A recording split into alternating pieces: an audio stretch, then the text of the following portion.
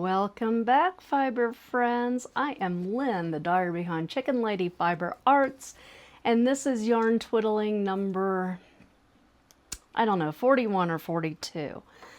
Welcome to my little spot in the world where I talk about yarn and knitting and crocheting and a little bit about my life. You can find me on Instagram, Facebook, X, Ravelry, and I don't know, maybe you will not find me on OnlyFans. I can guarantee that.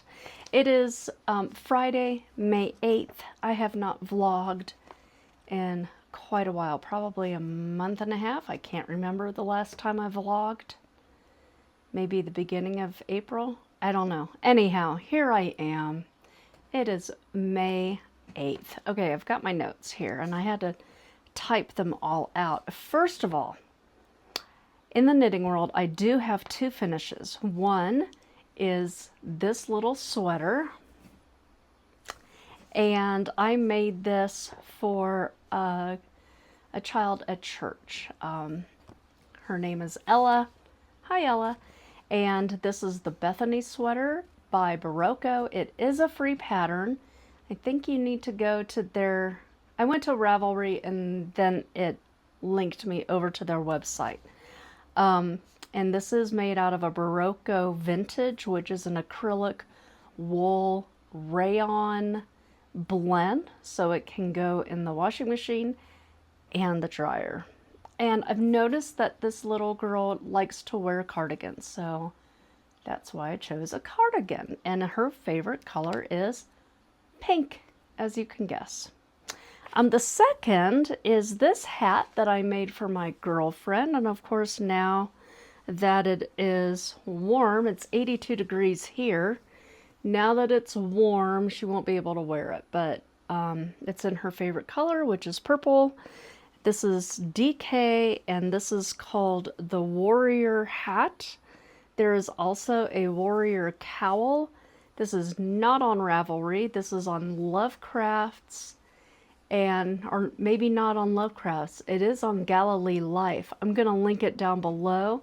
Deplorable Knitter wrote this pattern, many years ago. And I love it because it is a quick knit. It took me, I don't know, 4 or 5 hours to do because I was, yutzing around with stranded color work. But I found it very easy to do. I like it. And that's it. That's all of my finishes. I do have, I counted them up, 1 pair of socks on the needles. And yes, I'm doing them 2 at a time, bottom up, and I'm using Sockmatician's formula because I hear it is mwah, chef's kiss. And I have 5 blankets in the works. And I know that's going to make you very happy, Mama Nevin. Mama Nevin, in case you don't know, she is my friend. I have not met her in real life, but I would love to. She lives in California, though, and I don't want to venture over there. Lived there, done that. Probably still have a t-shirt from there. But she has 26 blankets on her hooks and needles, and I just think that's cray-cray. But she's going to retire in a few weeks. Yay! I know she's got the countdown on her computer, and she'll be able to work on all of those blankets in the heat of the California sun. Yay! In personal news, I ordered something off of 123stitch.com. I ordered some Aida cloth, whatever, and they always have a little question box at the bottom or a message box or something. Most websites have this. If there's anything that, don't pack this with glitter or something, anything that you want to write in there. And I always ask a question just to see if they read these little blurbs at the bottom. And I asked, what is your favorite Thanksgiving pie? Mine is pecan pie. And wouldn't you know, somebody actually wrote back on my receipt from 123stitch.com. Isn't that hilarious? Pecan is the only correct answer. Smiley face. Just found that hilarious. Sometimes I'll get a little, oh, apple pie is my favorite or whatever, but it's just a quirky question, especially when somebody asks you on the phone, is there anything else I can help you with? Yes, what is your favorite pie to have at Thanksgiving? And some people answer right away, and some people are like, oh, are you serious? Okay, whatever, people are weird. In personal news, everyone's fine. Milo still loves going outside during the day. There's a cat next door who's about 11, 12 years old, and the two of them just run back and forth between the two yards. It's hilarious. They come over here and they roll around in the gravel because we have xeriscaping in the backyard. And then they go over next door and roll around in the grass. They eat each other's foods. I mean, they have a big old bromance going. I love it. And then Oliver, of course, is still our gentlemanly prince. He is a very good boy. He still enjoys his butt pats. I don't know what it is about elevator butt, but cats love to be pet right on their butt. And you gotta pat him kind of hard. He still likes the baked chicken and raw chicken. And whenever we get a box that has that packaging paper in it, he's got to roll around in it. It's a cat thing. Husband and daughter had birthdays in April, so happy birthday to them. I accidentally doubled the recipe on my husband's vegan chocolate cake. He cannot handle eggs, whether they're in something or not in something. He just cannot digest them very well. So I made a vegan chocolate cake. It was delicious. I made 2 of them. One of them I stuck in the freezer. And then a week later, I made another cake for our daughter. And that was a strawberry cake. And then when we were finished with that, I pulled the chocolate cake out of the freezer, thawed it out, and we ate it. So I am now watching every bite I eat. I write it down so that I don't hit my threshold of calories and macros and all of that stuff. So, April was a very yummy month. Plus, you know, we had Easter, so I had 0 Easter candy, which I'm very proud of. Let's see, what else? Oh, this past week, last week I called the eye doctor because my left eye is getting really blurry, and I thought, well, man, my glasses are really dirty. It's not my glasses, it's in my eyeball. I called my doctor that I love. We had a great relationship. We talked about dying. We talked about kids. We talked about horses. I mean, we just talked about everything. I just love this guy. Called his office and nothing. I mean, the phone's been disconnected. And I thought, well, maybe he finally retired. Not only did he retire, he passed away. Oh, I'm devastated. I'm still a little devastated. I called another place, the place where I get my glasses from. They actually have an optometrist. Made an appointment with them. Got a girl who's all of 34 and skinny. I just want to hate her, but I can't because she's decent at what she does. Anyhow, that's the eye story. You don't need to know all of that. In shop news, that's what you really came here for, right? My winter advent has been listed. It's been up for about 2.5, 3 weeks now. And I've been wanting for several years to do a large gradient, not do different colors for every single day like I've been doing. And I wanted to do 12 minis with a large skein. So that's what's being listed. And the advent will be based on this picture. So think of the darker neutrals, the chocolates, the golds, taupes, all of those, you know, raw umber. That used to be my favorite color in the Crayola box. Another shop news. I don't know if you've seen it online, but this is a tasting box from Ching, Yes, I did look up the pronunciation. It's Qing, like the dynasty. And I just thought this was a really interesting concept. You get 12 to 13 grams of yarn in each of these little balls, and you get 3 of their bases, and you get 9 different colors. The company chooses the colors for you, and they have like a spring box and a fall box and all of that. So this is a tasting box by Qing, and you can choose whether you want the original packaging or if you want the little plastic balls. Some people don't want the extra plastic. All of this is for $74. That does include shipping. And if you order more than $100, then they will pay the tariffs and all of that stuff. I don't know if it comes from London or from Beijing. I know that their production is in Beijing, but they have a home office in London also, where the gal, I cannot remember her name, the gal who is behind Qing lives. Brilliant, right? The packaging itself is delightful. And this is where I had an idea. Now, do you remember several years ago, maybe 5, 6 years ago, they started out as black, and then I moved over to gold because this is what they had on the website.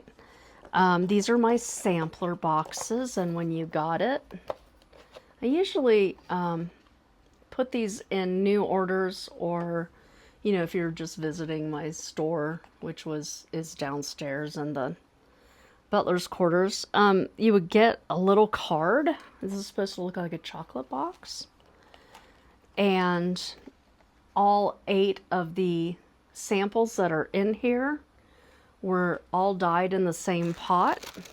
And oh look, there's still a chocolate in here. And so you got this, and you got 8 bases and the little card that told you what everything was on a full skein, so that you could kind of say, oh, I really don't like this, or oh, I love the way this one feels. Well, I had an idea looking at the Qing box. Let me close this up. Along the lines of food, because, what if I came up with a box that and I have a prototype here to show you, that you could choose the color, and you would get my 3 American bases, right? I had to switch mills this year, and you want to try the new bases, and then you got to have 3 other bases that are very popular, and then you had more than what I gave you in here, which was about 2 yards. What if all of that was in a box? So this is my prototype. Ba-ba-da-da. Chicken muffins. Okay. Each of my muffins, all 6 of these, are dyed in the same pot. And each muffin is 20 grams. So you get 20, this is my summary fingering. You get 20 grams of each base, 6 different bases, so that's 120. And there's the little information, summary fingering. And it tells you right on top of the box where you can visit on my website to get more information. Now, this is not $64. This is in the color Thicket, by the way. And this is just my prototype. I have better stickers that go on the top. This one is Yoda.